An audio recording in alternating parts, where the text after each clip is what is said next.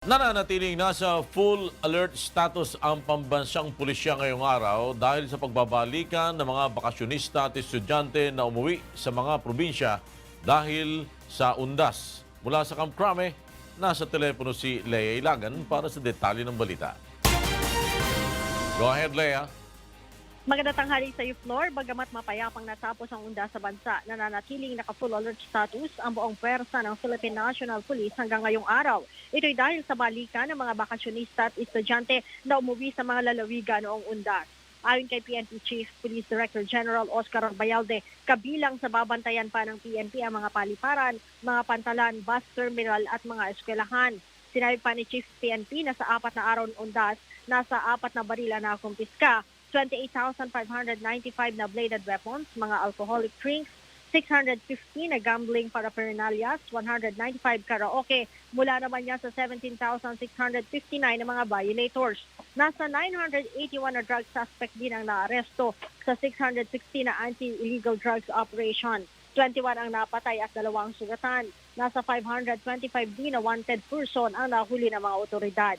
Nasa 52 robbery incidents naman ang naitala kung saan 28 ang sa residential areas at 23 sa commercial areas at isa sa public place. Balik sa iyo, Floor. Maraming salamat sa iyo, Lea Ilagan. Nagulat mula sa Camp Crame. Abot na sa 16 na bangkay ang narecover sa nangyaring landslide sa bayan ng Atonin Mount Province. Search and retrieval operation nagpapatuloy pa rin. Mula sa Baguio City, nasa linya ng ating komunikasyon si Grace Doctolero para sa detalye ng balita. Yes, Grace! Yes, Ella, magandang tanghali. 16 na mga bangkay nang na-recover sa trahedyang nangyari sa Sitio Hakrang, Barangay Habawil, Natunin, Mountain Province sa kasagsagan ng malakas na ulan noong isang linggo dulot ng bagyong Rosita. Ayon sa alkalde ng Natunin Mountain Province na si Mateo Chiawan, nakarating na ang mga heavy equipment sa Ground Zero kung saan naroon ang gusali ng Department of Public Works and Highways na natabunan ng lupa. Naging maingat ang mga rescuers sa ilang bahagi ng Ground Zero kaya ang ilan gumamit na lamang ng pala at mano-mano sa pagtanggal sa mga bato. Ayon kay Mayor Chiawan, aabutin pa hanggang sa araw ng Biyernes, November 9, ang massive retrieval operation. Ang search and retrieval group ay nahati sa 5 grupo mula sa Ground Zero sa Barangay Habawil, Natunin, pababa sa Barangay Bananaw sa bayan ng Paracelis. Maliban sa search and retrieval team sa Ground Zero, meron ding STAR team 1 kilometer distance mula sa Ground Zero, 2 kilometer distance mula sa Ground Zero, Sitio Tuboy River at Bananaw, Paracelis. Sa tala ng Mountain Province PDRRMO, 12 pang naitalang nawawala sa Natunin landslide. Habang ang Department of Social Welfare and Development Cordillera kasama ang Natunin MSWD ay patuloy din ang isinasagawang stress debriefing sa mga survivors at pamilya ng mga biktima sa naturang trahedya. At yan mo ng update live mula dito sa Baguio City. Balik sa iyo, Ella. Maraming salamat, Grace Doctolero live na nag-uulat mula sa Baguio City. Umakyat na sa mahigit 402 million pesos ang pinsalang iniwan ng bagyong Rosita sa agrikultura sa bansa, partikular na sa Region 2 at Cordillera Administrative Region. Sa pinakahuling tala ng National Disaster Risk Reduction and Management Council o NDRRMC, 317 million pesos dito ay sa high-value commercial crops ng Cordillera, habang mahigit 12 million pesos naman sa fisheries, mga pasilidad at equipment ang pinsala sa Region 2 at 72 million sa mga irigasyon. 3 munisipalidad na rin ang isinailalim sa state of calamity. Ito ay ang mga bayan ng Mayayaw at Lamot sa Ifugao at Barlig sa Mountain Province. Pinagbabaril at pinagnakawan ng mga hindi pa nakikilalang suspect ang isang negosyante sa Barangay Commonwealth, Quezon City kagabi. Narito ang ulat ni Asher Kadapan Jr.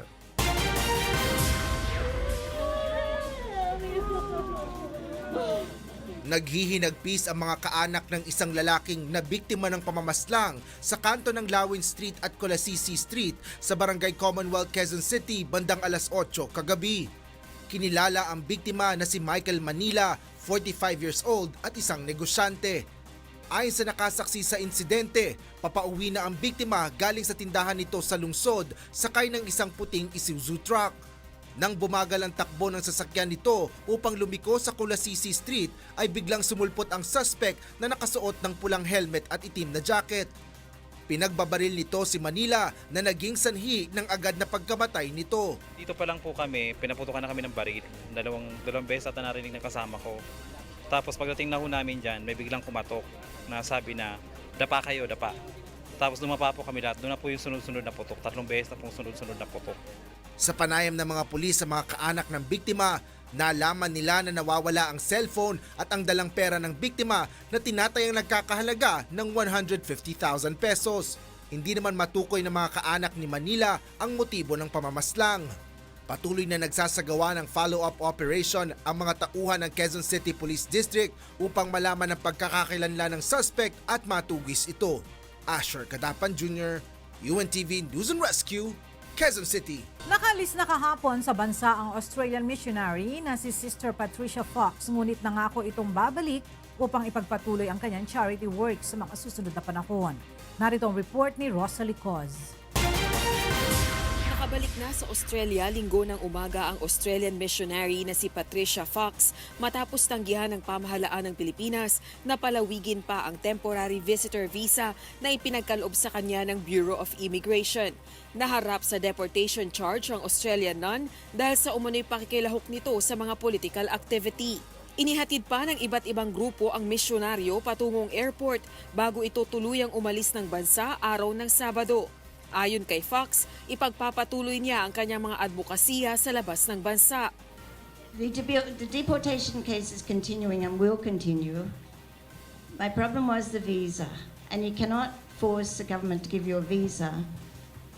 And so what I chose is to go out at present and to take my advocacies outside the Philippines. I haven't really planned because I really thought I'd get an extension actually. So I haven't planned much, but I know that, you know, it's probably a call now to struggle with the people in a different form.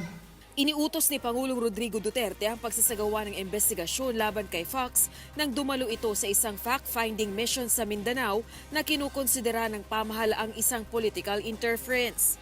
Kasunod nito, sinuspinde ng Bureau of Immigration ang kanyang missionary visa, inilagay sa blacklist at iniutos ang pagpapatalsik dito sa bansa. Una nang sinabi ng mga abogado ni Fox na pag-iit lamang sa freedom of religious expression at pagtulong sa mga mahihirap ang ginagawa ng madre. 27 taong nanatili sa Pilipinas si Fox. Ayon sa abogado ni Fox, inaasahan nilang maglabas ng desisyon ng Department of Justice ngayong linggo sa deportation case laban sa madre. We are hoping that our arguments will be sustained, that there is no basis actually for the deportation because the evidence that was submitted were unverified. But in the event that the Department of Justice will deny our appeal, we can bring the matter to the Court of Appeals, and if in case the Court of Appeals would unfavorably decide on our petition, then we can bring the matter to the Supreme Court. Ayon din sa kampo ng madre, babalik ng bansa si Fox kung maipapanalo ang kaso o sa oras na bumaba na sa pwesto si Pangulong Duterte. Ayon naman sa Malacanang, ang pag-alis sa bansa ni Fox ay isang paalaala sa lahat ng dayuhan na nananatili sa Pilipinas na limitado ang pribilehiyo at karapatang ipinagkakaloob sa kanila. Batay sa pahayag ni Presidential Spokesperson Salvador Panelo, hindi tulad ng ipinagkaloob na political rights sa mga mamamayang Pilipino, walang ganitong pribilehiyo ang mga dayuhan sa bansa. Ang pakikilahok umano ni Fox sa mga protest rallies bilang bahagi ng kanyang advokasya ay paglabag sa kondisyon ng kanyang pananatili sa bansa, pagkutya sa umiiral na batas at pag-abuso sa magiliw na pagtanggap sa kanya sa Pilipinas.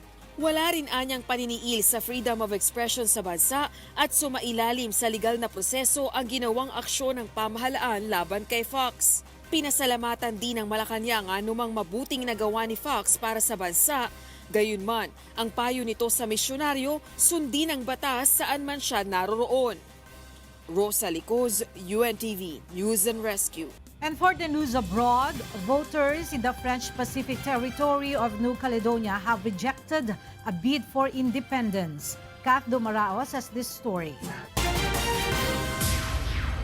The South Pacific archipelago of New Caledonia voted against independence from France on Sunday in a long-awaited referendum that capped a 30-year-long decolonization process, a result welcomed by French President Emmanuel Macron. A yes vote would have deprived Paris of a foothold in the Indo-Pacific region where China is expanding its presence and dented the pride of a former colonial power whose reach once spanned the Caribbean, Sub-Saharan Africa, and the Pacific Ocean. Based on provisional results and with a participation rate of nearly 80%, the no vote stood at 56.9% around 1,300 GMT, local TV station NC Lawa Ere reported on its website. The referendum was the first auto-determination vote to be held in a French territory since Djibouti in the Horn of Africa voted for independence in 1977. Voters in the largely self-governing territory had been asked the question, do you want New Caledonia to gain full sovereignty and become independent? Tensions have long run deep between pro-independence indigenous Kanaks and descendants of colonial settlers who remain loyal to Paris. Kat Dumaraos, UNTV News and Rescue. The death toll in Italy's historic flooding has grown to 29. Stephanie Z reports. At least 12 people have been killed by severe weather on the island of Sicily, bringing the overall death toll from the storms sweeping Italy to 29, officials said on Sunday. 9 members of one family died in Castel Dacia near Palermo as a rain-swollen river flooded a home. The victims, including 2 children, 1 and 3 years old, and a teenager, were spending the evening together to celebrate a birthday, Repubblica newspaper reported. It also reported the death of 1 person in Vicari in Palermo region. A spokesman for the Palermo prefecture said on Sunday 10 people had died in the region around the Sicilian capital Palermo due to torrential rain triggering landslides and floodwaters.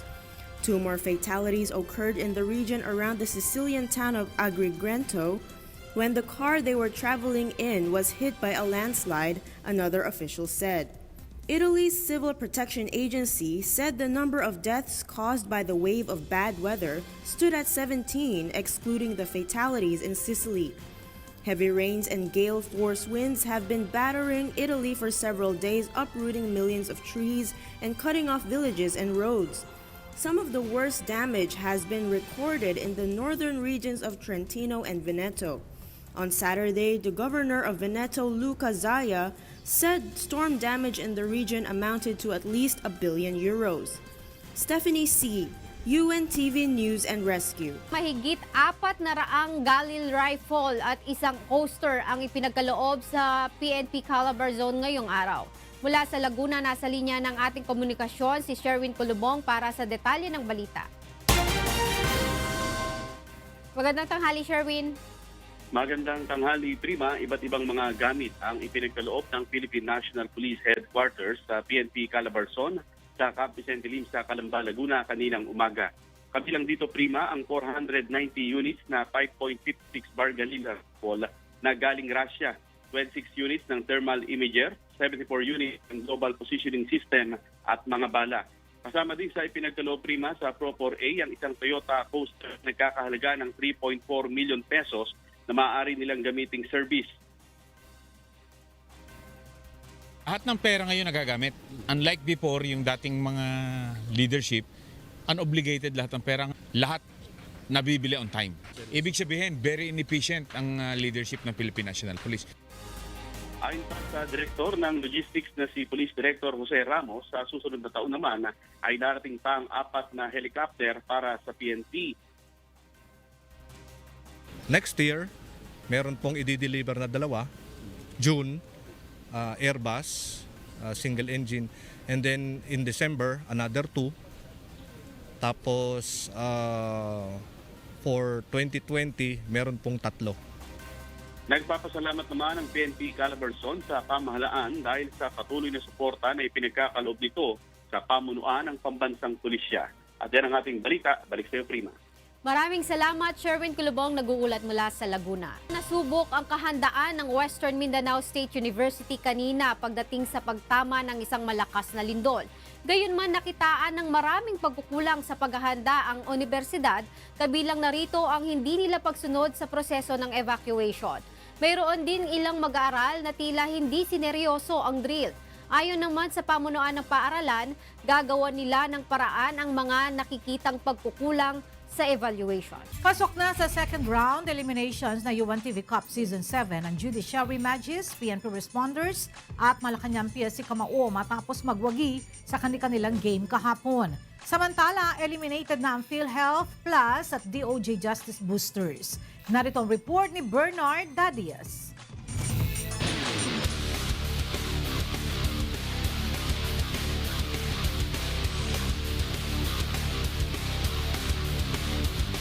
Nadungisa na ang record ng NHA Builders matapos tibagin ng Malacanang PSC Kamao ang kanilang winning streak sa 1-point game finish sa main game ng triple header ng UNTV Cup Season 7 kahapon sa Pasig City Sports Center. Naging susi sa tagumpay ng Kamao team ang 3-point shot ni Joseph Pesa sa last 29.8 seconds upang bigyan ng 3-point advantage ang Malacanang 60-57. At ang fast break shot ni Eric de la Cuesta kay Joseph Pesa sabay pasa kay Martin Antonio para sa easy 2-point shot. Pinilit maghabol ng NHA ngunit kinapos na sila ng oras at nagtapos sa 63-62 ang score. Lumabas yung pre-practice namin. So pinagandaan talaga namin itong NHA na to. So tiwala ko lang sa players ko, hindi nawawala yun hanggang sa endgame. Best players of the game sina Joseph Pesa at Eric de la Cuesta na may combined 31 points. Dahil sa panalo, umangat sa unang pwesto sa Group B ang Malacanang at pasok na rin sa second round eliminations. Tumatakbo ngayon. Tulonia on the other side. Ibanez back to Tulonia. Tulonia drives. Aabante na rin sa susunod na round ng two-time champion Judiciary Magis matapos pataubin ng PhilHealth Plus sa knockout game sa score na 98-93. Best player of the game si Warren Ibanez na kumamada ng 23 points, 6 na rebounds, 4 na steals, 4 na assist at 7 steals. Ang ano ko lang naman sa mga players, tsagalan tayo, maganda naman ang ininsayo namin, kaya yun, panay press ang ginagawa namin. Napagod din yung players natin, and siguro ang laps ng Team PhilHealth, hindi namin na-sustain yung energy.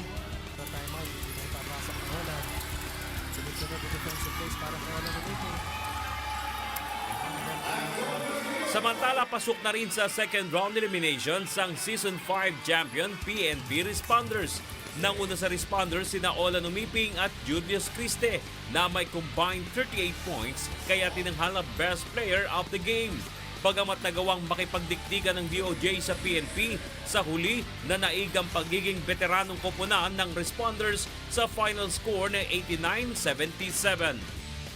Nahabol kami ng konti, still ng composure ng mga players ando doon eh. Kaya still nakuha pa rin namin ng panalo. So, mas condition sila eh. Yan na nangyari. Tapos, nung huli, doon na lumabas yung, yung composure nila. Experience kasi, champion team eh.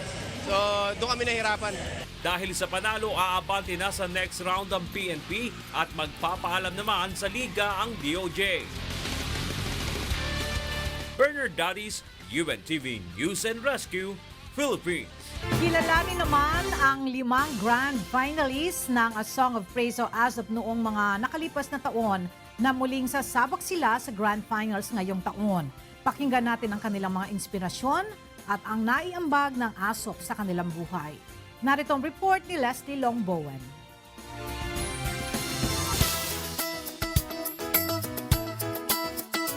Isang linggo na lamang bago ang Grand Finals ng A Song of Praise o ASOP Year 7. Kung may mga first-timer, meron ding ilan sa mga composer na may karanasan na sa pagsabak sa Grand Finals. Kabilang narito ang ASOP Year 2 Grand Finalist na si Romel Goho na sumulat ng awit ng mga awit. Isang panibagong komposisyon niya ang muling aawitin sa ASOP Grand Finals, ang Di Na Ako Aawit na naisulat dahil sa pagkamatay ng kanyang asawa. Iktambala naman ang composer na si Joyner Dizon at interpreter na si Dan Beliano na kasama sa ASOP Year 6 sa awiting Sumasa.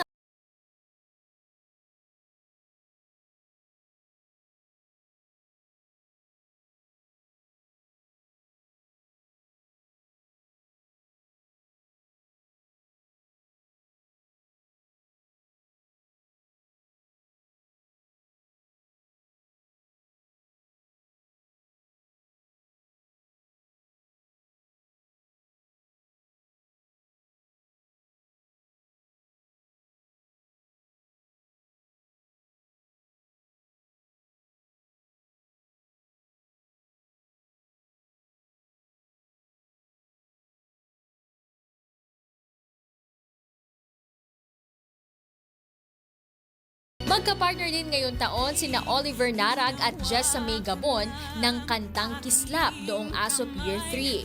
Isang upbeat praise song muli ang kanilang entry na pinamagatang Huwag Kang Bibitiw.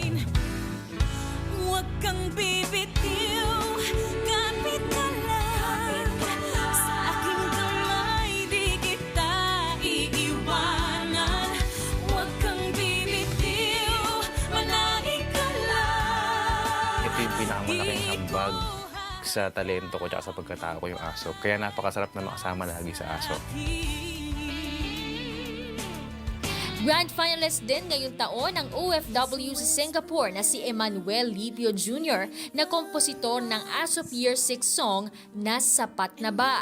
Pasok sa Year 7 ang kanyang ASOP Year 7 Grand finalists ang Year 5 composer ng Pag-ibig Ka o Diyos, 7 Grand Final sa isasagawa sa Frontier Theater, dating Kia Theater sa November 11. Leslie Longmoan, UNTV News and Rescue, Philippines.